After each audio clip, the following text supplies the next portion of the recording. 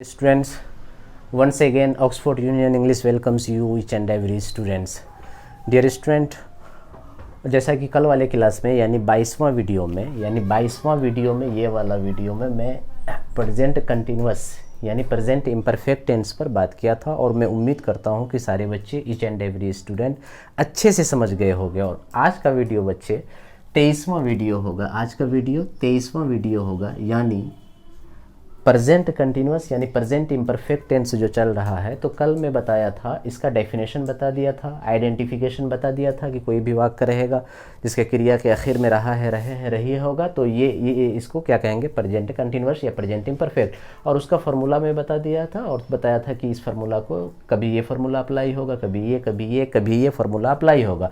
तो इन चीज़ों को मैं समझा चुका था। लेकिन बच्चे यहाँ पर एक चीज़ रह गया था कि इसमें जो नोट में लिखा है कि आई का साथ में एम लगेगा इस टेंस में, और अगर सब्जेक्ट ही, सी, इट, रानी और पजेसिव केस यानी जैसे माई, योर, इसके बाद अगर सिंगुलर नाउन रहे तो इसके साथ में इच का इस्तेमाल होगा। अगर इस टेंस में सब्जेक्ट वी, यू, दे, रानी, मोनी यानी 2 नाम, 3 नाम, 4 नाम, 5 नाम रहे यानी रानी है ये। और उसके बाद ये बताया था कि अगर पजेसिव केस रहे यानी माई, योर, आवर, हिज और उसके बाद प्लूरल नाउन हो तो उसके साथ में आर का इस्तेमाल होता है। तो इन चीज़ों को मैं बता दिया हूँ कायदे से, लेकिन आज इसको मैं प्रैक्टिकली यहाँ करके दिखा दे रहा हूँ कि आई के साथ में वाकई में क्या लगता है और ही, सी, इट के साथ में क्या लगता है, एज लगता है, आर लगता है। क्योंकि बच्चे हम बताए हुए हैं कि इसका स्ट्रक्चर सिंपली याद रखना है। इसका बेसिक स्ट्रक्चर जो इस टेंस का है, subject plus is, are, am और उसके बाद V4 का इस्तेमाल। फिर उसके बाद सेंटेंस में क्या आएगा, सब ऑब्जेक्ट रहेगा तो देंगे, नहीं तो कोई बात नहीं, रेस्ट रहेगा तो देंगे, नहीं तो कोई बात नहीं, अगर मॉडिफाइड ऑब्जेक्ट है देंगे, नहीं तो कोई बात नहीं। तो इन चीज़ों को कायदे से मैं समझा चुका हूँ और मैं उम्मीद करता हूँ I hope that each and every student must have understood this all the items very well delivered by me through this very lecture yesterday. That is why, dear student, right now this tense is very important. This tense is very important because at present time yani at present whatever you are doing, whatever action is going on, to show that very action, this formula yani this tense would be applied there. That is why you will have to understand कि if any action is going on at the time of speaking, at present time, then only you can show that tense with the help of this very structure. That means with the help of this very tense. That is why if you want to be a good speaker, if you want to be a good writer, if you want to be a good reader, the tense must, over tense you must have good command, dear student. That is why I have finished or I have completed present indefinite tense in a detailed way. That is why right now I am teaching you present imperfect tense. That means what, student? अब याद रखो, अभी मैं पढ़ा रहा हूँ तो याद रखना ये वाक्य मैं पढ़ा रहा हूँ तुम लोगों को, तो आई एम टीचिंग यू, ये इसी टेंस से ताल्लुक़ रखता है। जितना भी वाक्य हम लोग बोलेंगे, मैं आ रहा हूँ, वो जा रहा है, तुम क्यों ऐसे कर रहे हो, क्या तुम लंदन जा रहे हो, क्या तुम घर जा रहे हो आज, क्या तुम आज पटना जा रहे हो, क्यों तुम ऐसे बदमाशी कर रहे हो, क्यों बच्चे हल्ला मचा रहे हैं, क्यों सरकार के ख़िलाफ़ तुम आवाज़ उठा रहे हो, क्यों सरकार इस तरह के निर्णय ले रहे हैं, क्यों सरकार ऐसी काम कर रही है, क्यों तुम उसके ख़िलाफ़ बोल रहे हो, क्यों तुम दूसरों की चुगलखोरी करते हो, क्यों तुम झूठ बोल रहे हो, क्यों तुम सच नहीं बोल रहे हो। ये जितना वाक्य बोल रहा हूँ बच्चे में हिंदी में, अगर इसको तुम इंग्लिश में बोलना चाहोगे तो हमेशा और हमेशा इसी टेंस का इस्तेमाल होगा। इसीलिए बच्चे दैनिक जीवन में इस टेंस से रिलेटेड बहुत ज़्यादा हम लोग बोलते हैं।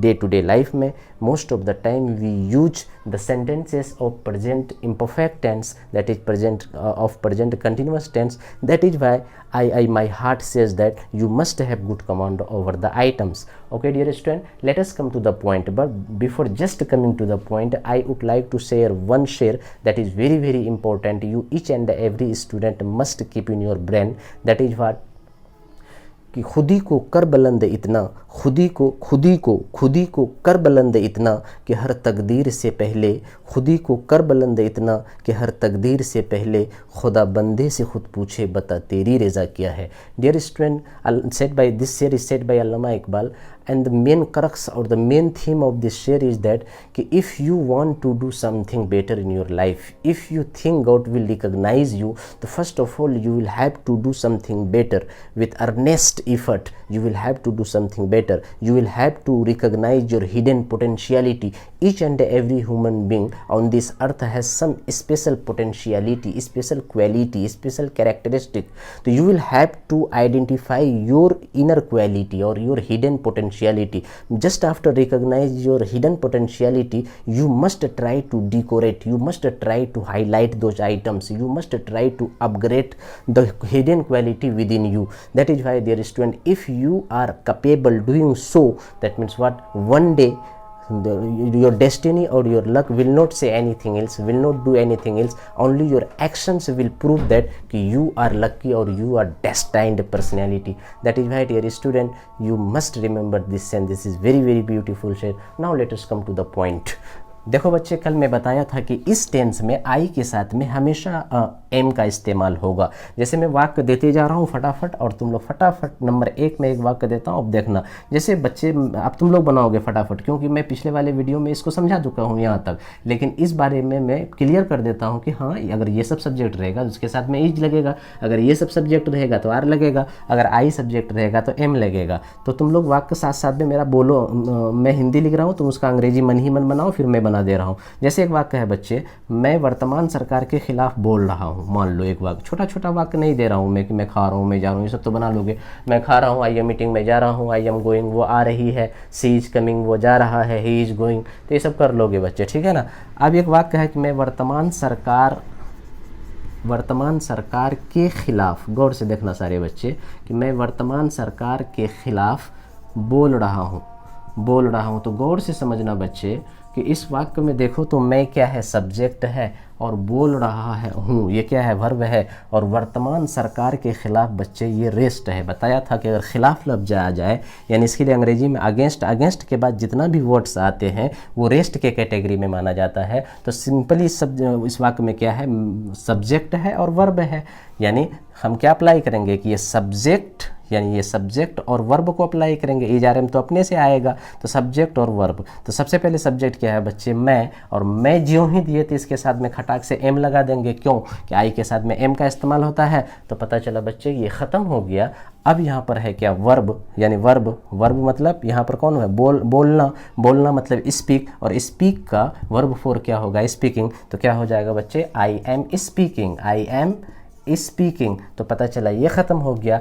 अब बच्चा रेस्ट क्या है, वर्तमान सरकार के खिलाफ, और खिलाफ पहले आएगा, उसके बाद वर्तमान सरकार आएगा, इसीलिए तो वो रेस्ट कहलाता है। और के खिलाफ या के विरुद्ध का अंग्रेजी होता है अगेंस्ट, तो हो जाएगा अगेंस्ट द प्रेजेंट गवर्नमेंट। वर्तमान सरकार के खिलाफ का अंग्रेजी क्या होगा बच्चे, against the present government, against the present, या इसी को एग्जिस्टिंग भी बोलते हैं। बताए हुए थे तुम लोग कि द हिंदू इंग्लिश न्यूज़पेपर जब पढ़ोगे बच्चे, तो उसमें प्रेजेंट गवर्नमेंट नहीं देगा, एग्जिस्टिंग गवर्नमेंट देगा।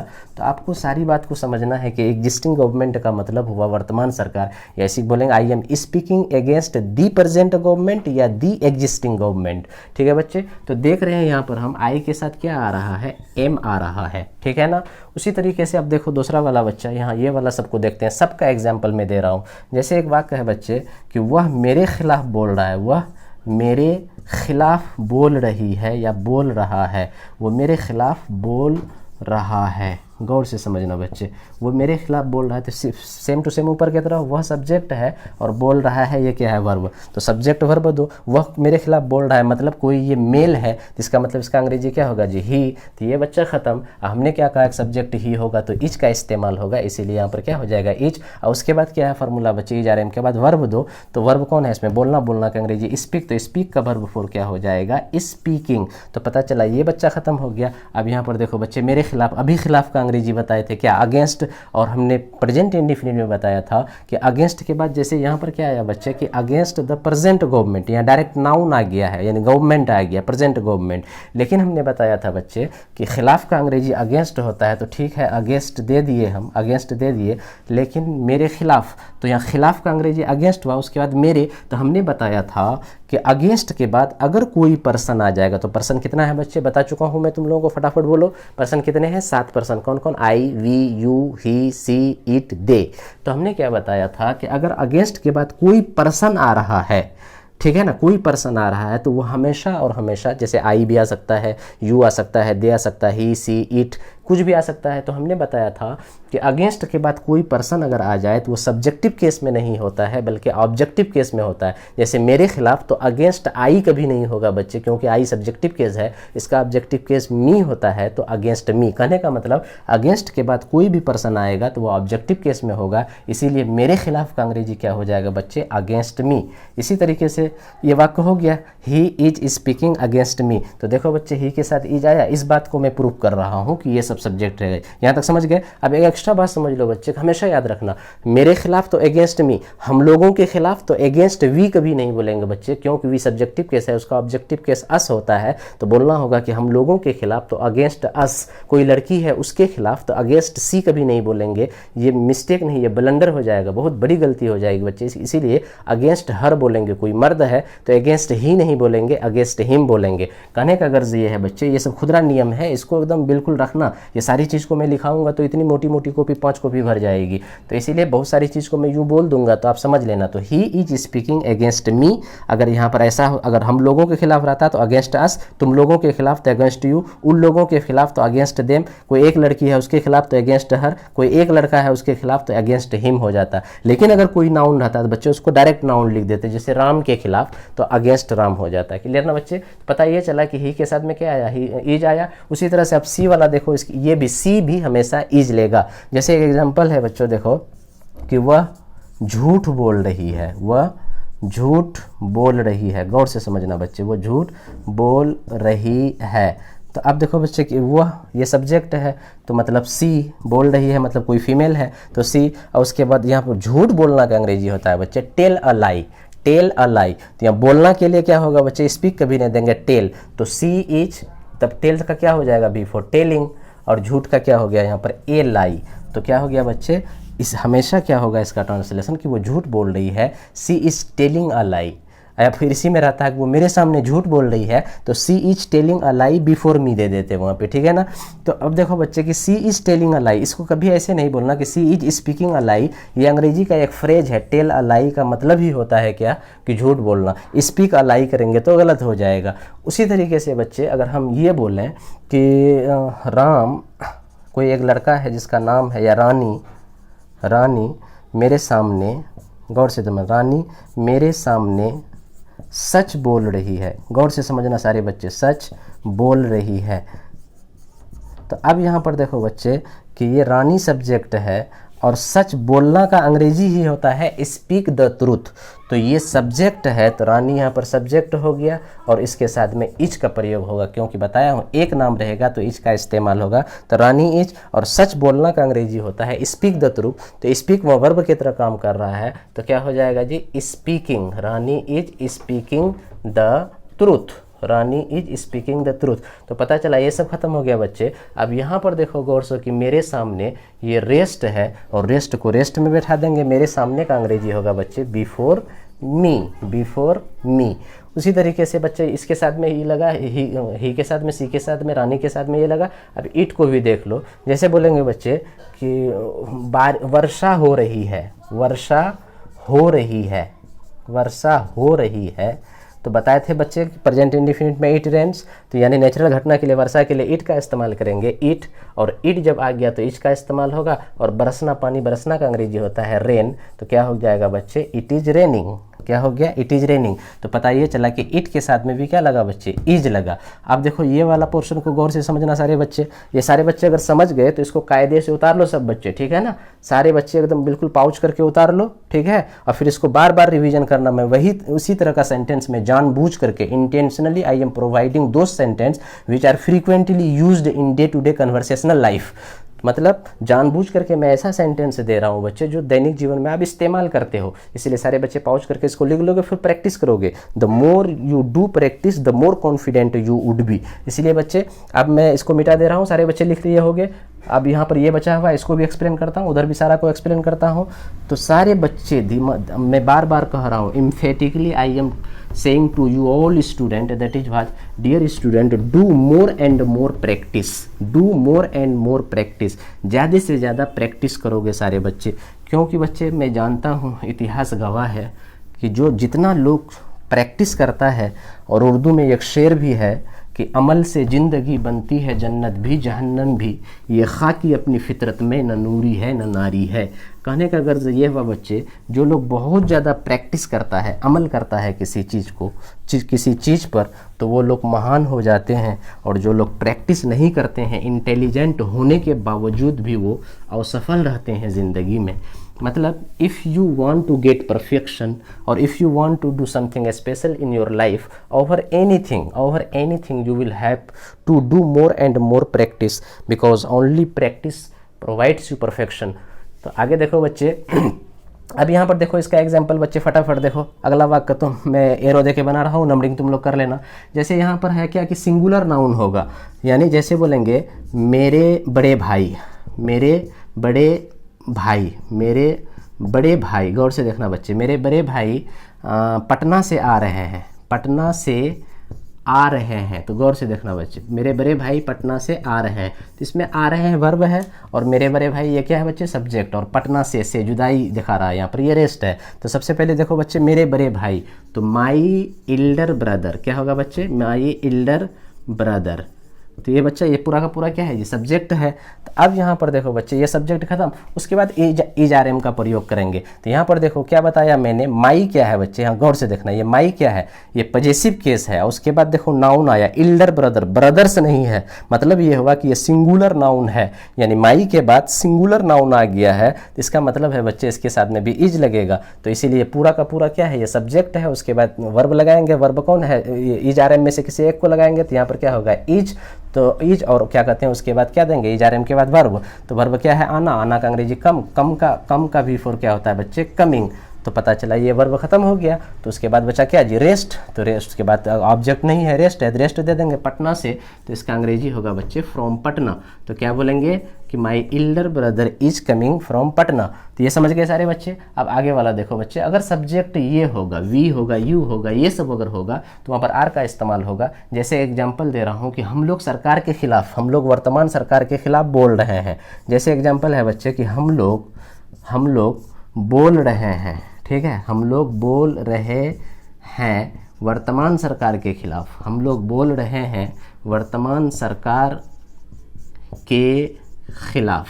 गौर से समझना सारे बच्चे, हम लोग बोल रहे हैं वर्तमान सरकार के खिलाफ, हम लोग बोल रहे हैं वर्तमान सरकार के खिलाफ। तो गौर से देखना बच्चे, तो हम लोग इसमें सब्जेक्ट है, अब बोल रहे हैं वर्ब, और वर्तमान सरकार के खिलाफ ये क्या है बच्चे, रेस्ट है। तो सबसे पहले हम लोग का अंग्रेजी क्या होता है जी, वी होता है। तो ये बच्चा खत्म हो गया, और वी के साथ में क्या लगेगा, आर लगेगा, और उसके बाद वर्ब दो, वर्ब इसमें क्या है जी, बोलना, बोलना का अंग्रेजी क्या होता है, स्पीक, स्पीक का बिफोर क्या होगा, स्पीकिंग। तो क्या हो गया बच्चे, ये भी खत्म हो गया, वी आर स्पीकिंग। अब देखो बच्चे, वर्तमान सरकार के खिलाफ अभी पीछे दिए थे, तो क्या हो जाएगा, against the present government, against the present government. We are speaking against the present government, ये वी के साथ हुआ बच्चे। अब यू के साथ में देखो, तुम लोग नंबरिंग कर लेना। जैसे तुम लोग मुझे परेशान कर रहे हो, तुम लोग मुझे परेशान कर रहे हो। गौर से समझना सारे बच्चे, तुम लोग मुझे परेशान कर रहे हो।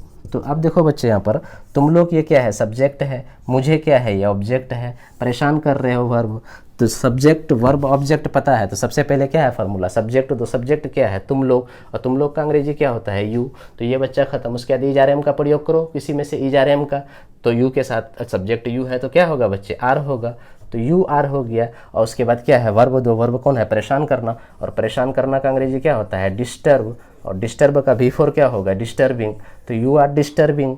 तो ये बच्चा भी खत्म हो गया, ये भी खत्म है। अब बचा क्या जी, ऑब्जेक्ट, ऑब्जेक्ट को दे दो, ऑब्जेक्ट कौन है, मुझे, और मुझे का अंग्रेजी क्या होता है, मी। तो इस तरीके से ये वाक्य हो गया बच्चे कि तुम लोग मुझे परेशान कर रहे हो, तो यू आर डिस्टर्बिंग मी। उसी तरीके से देखो बच्चे, वे लोग, ठीक है जी, वे लोग। जैसे एग्जाम्पल है बच्चे कि वे लोग यहाँ आ रहे हैं, वे लोग यहाँ आ रहे हैं, वे लोग यहाँ आ रहे हैं अब मुझसे मिलने के लिए। गौर से देखना बच्चे, मुझसे मिलने के लिए, मुझसे मिलने के लिए। तो गौर से यहाँ पर देखो बच्चे कि वे लोग क्या है, सब्जेक्ट है, और यहाँ आ रहे हैं, तो आ रहे हैं वर्ब, यहाँ ऑब्जेक्ट, और मुझसे मिलने के लिए ये मॉडिफाइड ऑब्जेक्ट है बच्चे, और ये क्या है जाकर के हम मुझसे, तो ये ऑब्जेक्ट हो गया। अब देखो यहाँ पर बच्चे ये भी ऑब्जेक्ट है, ये भी ऑब्जेक्ट। अब तुम्हारा दिमाग काम करना चाहिए, ये ऑब्जेक्ट पहले आएगा या ये ऑब्जेक्ट पहले आएगा, तो पता चलेगा बच्चा ये ऑब्जेक्ट पहले आएगा, क्योंकि पहले वो यहाँ आएगा तब ना मुझसे मिलेगा। तो पता ये चला कि सब्जेक्ट वर्ब ऑब्जेक्ट ये तीनों पहले रहेगा, उसके बाद इधर देखेंगे। तो सबसे पहले क्या देखो, वे लोग, वे लोग का अंग्रेजी क्या होता है बच्चे, दे, क्या होता है, दे। तो ये खत्म, और दे के साथ क्या लगेगा, आर लगेगा, क्यों कि सब्जेक्ट दे रहे तो आर लगेगा, आर दे दिए। उसके बाद वर्ब दो बच्चे, ठीक है ना, यानी सब्जेक्ट के बाद इजारे में हो गया। उसके बाद वर्ब, वर्ब कौन है, आना, आना का अंग्रेजी आ रहे हैं मतलब आना से बना है, तो आना का अंग्रेजी कम होता है, तो कम का भी फॉर क्या होता है, कमिंग। तो ये बच्चा खत्म हो गया, तो दे आर कमिंग। उसके बाद ऑब्जेक्ट, ऑब्जेक्ट कौन है बच्चे, यहाँ पर हियर है, तो दे आर कमिंग हियर, तो ये बच्चा भी खत्म हो गया। अब यहाँ पर देखो बच्चे, एक ऑब्जेक्ट है और मॉडिफाइड ऑब्जेक्ट। तो अभी क्या बताया कि ऑब्जेक्ट रहे मॉडिफाइड, तो पहले मॉडिफाइड, यानी पहले मॉडिफाइड तब ऑब्जेक्ट, यानी पहले मॉडिफाइड तब ऑब्जेक्ट।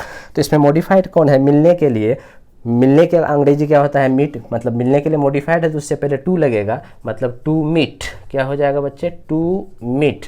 तो पता चला ये बच्चा खत्म। और उसके बाद ऑब्जेक्ट बचा मुझसे, और मुझसे का अंग्रेजी क्या हो जाएगा, मी। तो मतलब क्या हुआ बच्चे कि they are coming here to meet me, वे लोग यहाँ आ रहे हैं मुझसे मिलने के लिए, तो they are coming here to meet me. तो यहाँ तक आ गए बच्चे हम लोग। अब देखते हैं, और दो ठो रह गया, इसको गौर से देखना, जल्दी से आराम से तुम लोग नंबरिंग कर लेना, और इसको अच्छे से कायदे से लिख लो सारे बच्चे पॉज करके, ठीक है ना।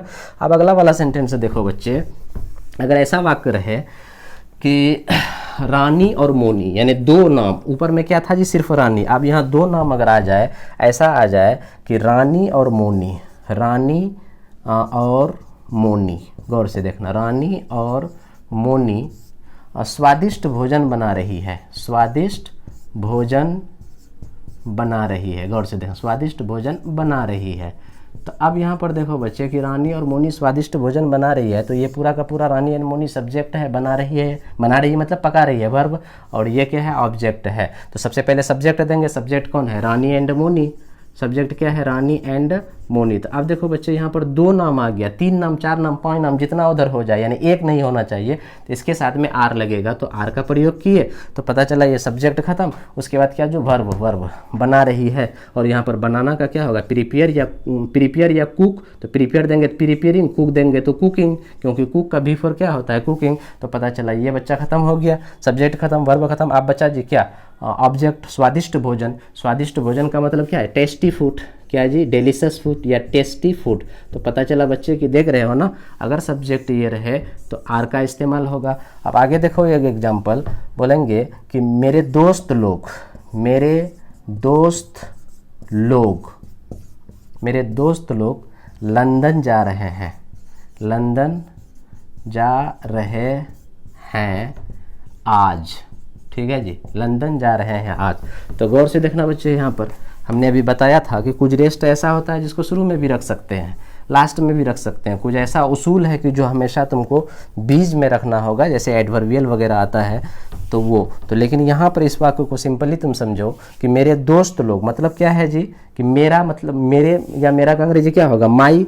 लेकिन यहाँ पर ये बात को देखना कि यहाँ दोस्त लोग है, इसका मतलब एक दोस्त नहीं, बहुत सारे दोस्त हैं, तो तब यहाँ पर क्या हो जाएगा बच्चे, फ्रेंड्स हो जाएगा, क्या हो जाएगा, फ्रेंड्स। तो पता ये चला ये पजेसिव केस है ना, यही पजेसिव केस है, लेकिन इसके बाद आने वाला नाउन ये प्लूरल नाउन हो गया है, प्लूरल नाउन हो गया, इसीलिए आर का इस्तेमाल होगा। और सिंगुलर होता है माई फ्रेंड, तब हो जाता है आ रहे हैं तो इज कमिंग।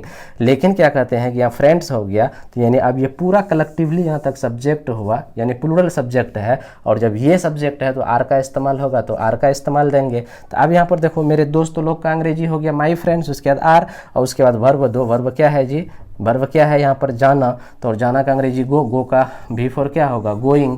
तो और जा जो रहे हैं तो कहाँ जा रहे हैं, तो ऑब्जेक्ट ये है, और आज जो है ये रेस्ट है बच्चे, तो सबसे पहले ऑब्जेक्ट, तो going to London, going to London. और उसके बाद बचा क्या जी, रेस्ट बचा, यानी ये ख़त्म हो गया। तो अब बचा क्या जी, रेस्ट, और रेस्ट कौन है, आज, और आज का अंग्रेजी क्या होता है, टुडे। तो इस टुडे को बच्चे हम शुरू में भी रख सकते हैं, लेकिन शुरू में देंगे तो फ़र्क क्या होगा कि शुरू में दे करके कोमा दे देंगे, यानी today my friends are going to London, today my friends are going to London.